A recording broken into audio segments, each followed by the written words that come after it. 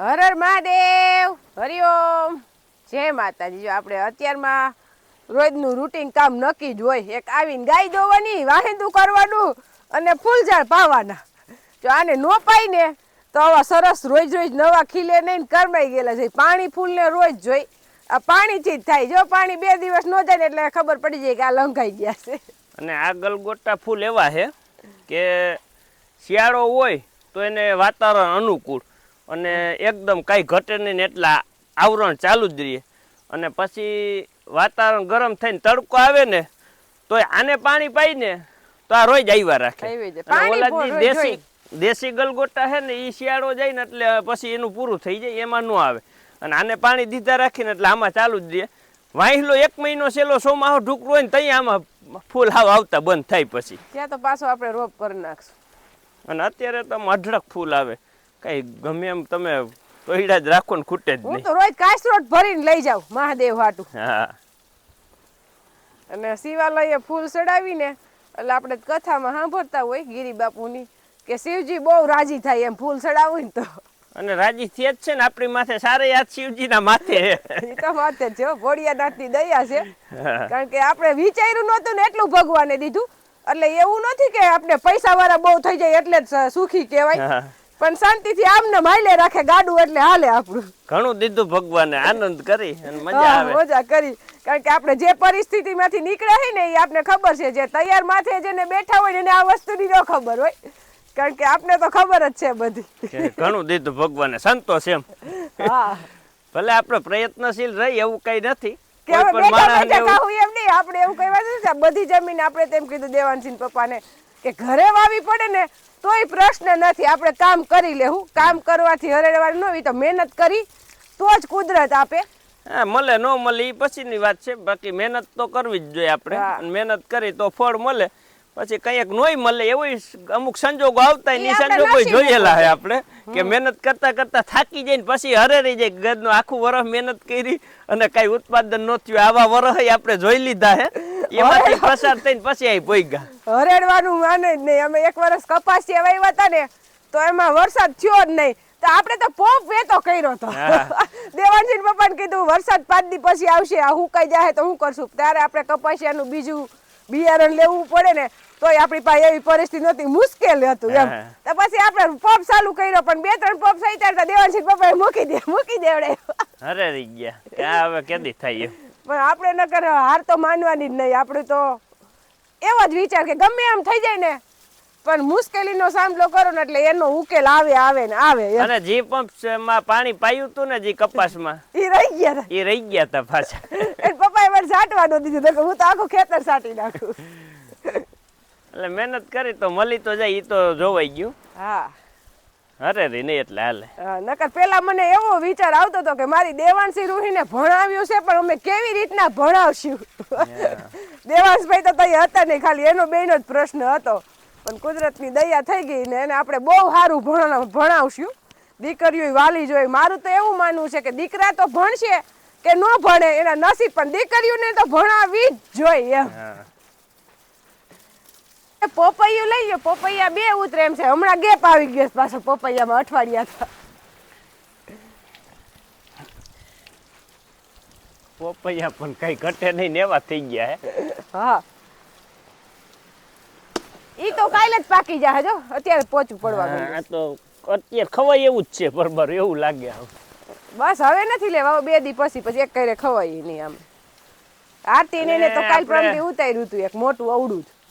પાકી ગયું તમારે નથી પાક્યું. એટલે આપણે વાડીએ માણસો હે એને ખાઈ પીએ અને પછી જ આપણે ઘરે લઈ જઈએ. આપણે ઉતારીને 2 તો એક એને દેતા જાય, એક આપણે રાખી. અને વધારે પાકી ગઈ પછી એની રીતે ઉતારી લે. પણ પેલો હક વાડીએ રહેતા ને એનો થઈ. ભલે આપણું પોપૈયું હે પણ હક એનો. એવું હે કે એક ખાતા ને પાછા 2 ઉતરે એમ છે. અને પછી આ 2 પાછા પાકી ગયા. 2 કઈ એક આપણે ખાઈ ન જવાના હોય. અને ઘણા પોપૈયા થયા. એક ઝાડ હે પણ ધરવી દીધા. હવે તેમ થાય કે આપણે મન ન થાય ખાવાનું પછી બહુ. હા, પાછો ઉપર ફાલ લાગી ગયો. અને ચાલુ રહે ને પેટા વિભાગ નહીં રહે. નંજી બાપા આ ડાયર નીકળે ને અહીંથી, અને આપણે કાપી નહીં ને એટલે અહીંથી આખી કાયદેસર નવી અનગોળીને લોહી જ આવે આખી. હા, ફૂટે ને એક ગમી રાખી દે ને એવી રીતે એટલે પાછી સાઈડમાં આવી બીજું પપૈયું થઈ જાય આખું. જો આપણું મકાનનું કામ 2 રૂમ અને ગોડાઉન તો આપણું કમ્પ્લીટ થઈ ગયું છે અને હવે આપણે કામ બાકી છે વોલનું. એટલે એમાં વોલમાં બીમ ભરાઈને કમ્પ્લીટ થઈ ગયો અને હવે આપણે કાલથી ચણવાનું ચાલુ કરશે, કારણ કે આજ માણસો આવી ગયા અને બેલા નાખે એટલે કે જે પાણા કીએ, અમુક ઠેકાણા ડંગડા કીએ, એવું ઘણા અલગ અલગ વિસ્તારમાં કહેતા હોય. એટલે આજે બેલા હારવા આવી ગયા એમાં થપ્પો મારી દે ને પછી કાલથી આપણે ચણતર ચાલુ કરશે. એટલે આપણે વોલ છે 15x30 નો, એટલે એમાં હવા ઉજાસ આપણે મેન હોય, કારણ કે આખો પેકે પેક હોય તો મજા ન આવે. એટલે એના માટે આપણે બારીઓની ખરીદી કરવા જામકંડોળા જાય છે, કારણ કે નકર આપણે ગેપ મૂકી દઈએ એટલે માર્બલનું પછી ફરતી ફ્રેમ કરીને હાલે, પણ આપણે એ નથી કરવું કારણ કે મોંઘું બહુ પડે છે અને આપણે વાડીએ કંઈ માર્બલ બતાડવાની જરૂર નથી. એટલે આપણે અહીંયા બારી જ મૂકી દેવી. અને હકીકતમાં તો જે બારી જેવું કામ મજબૂત થઈ ને એ ઓલી માર્બલની ફ્રેમમાં મજબૂત થતું નથી અને એ બહુ મોંઘું પડે છે. આપણે અત્યારે જે ચણતર કામ કે કરતા હોય અને અત્યારે ફેશન છે એટલે આપને સલાહ દે કે તમે આમાં ફ્રેમ મૂકી દો તો તમને સારું દેખાય એમ. પણ સારું દેખાવા વાહે રૂપિયા 2 લાખ વધી જાય છે.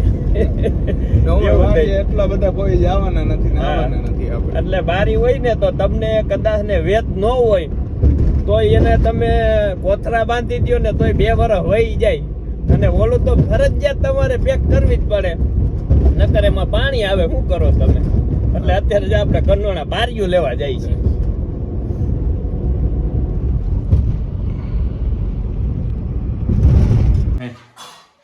આપણે બનાવવાના છે રાઈવાળા મરચા.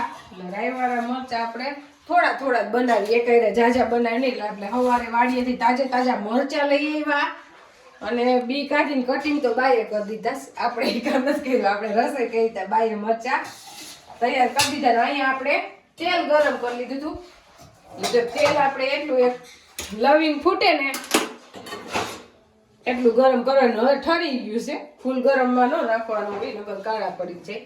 એટલે હવે આપણે તેલમાં નાખી દઈએ રાઈનો બોરો, પછી વરિયાળી અને હળદર અને મીઠું.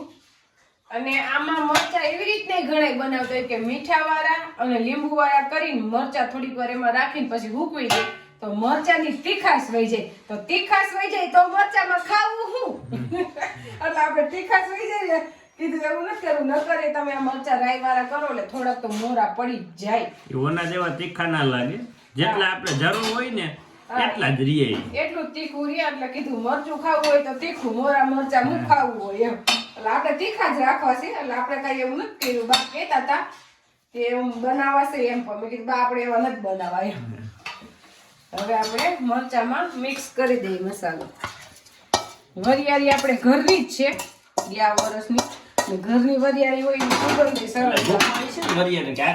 અધકચરી 10 તેથી અધકચરી કે જે આપણા મરચામાં. અને ખટાશ માટે આપણે લીંબુ નથી નાખવું. લીંબુ નાખીને તો પાણી મૂકે, મીઠું લીંબુ ભેગું.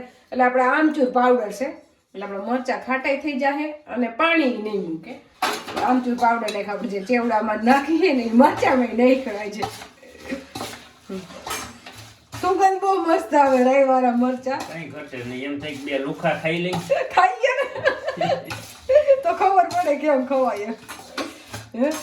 તીખા ના લાગે એટલા બધા, તીખા લાગશે નહીં. અને આપણે તાજા ખાવા જ બનાવી. આપણે વરસદીનું આથરું મરચાનું બનાવતા નથી, ન ખાઈ અમારે વરસદીનું તાજા ખાઈ રવિવાળા બધા. એટલે આ મરચા છે ને અઠવાડિયું નહીં હાલે. મને ભાવે, પપ્પાને ભાવે, બાને ભાવે. એમાં સવારે નાસ્તામાં ભાખરી એટલે તો મરચું મજા આવે એમ. ખાટું મીઠું તીખું. મીઠું ન હોય પણ મીઠું એટલે આમ ખટ્ટા ખારું એમ. આજે આપણે બપોર પછી કામ ચાલુ કર્યું છે રસોડાનું. એટલે 1:30 વાગ્યાનું ચાલુ કર્યું છે, હજી 4:30 થયા છે પણ હજી આપણે કામ પૂરું થયું નથી. 6 વાગે માંડ પૂરું થાય. આપણે પેલા ઉપરની કામથી બધી ધોઈ વાયરી લોઈ ઉટકીને પાછી ચડાવી દીધી અને પછી નીચેના બધાય ખાના કાઢીને આખું રસોડું ધોઈ નાખ્યું. એટલે આપણે રસોડું સાફ કરીને એક ટાંકો આખું પાણીનો ધોઈ અને હજી બધું ચડાવવાનું તો બાકી છે લોહી, પણ આપણે ધોયું હોય ને તો જ્યાં ઓગરા રહી જાય, હજી તો પોતું તો મારવું જ પડે. અને દેવાનસિંહ પપ્પાને મોડું થાય છે ચાનું.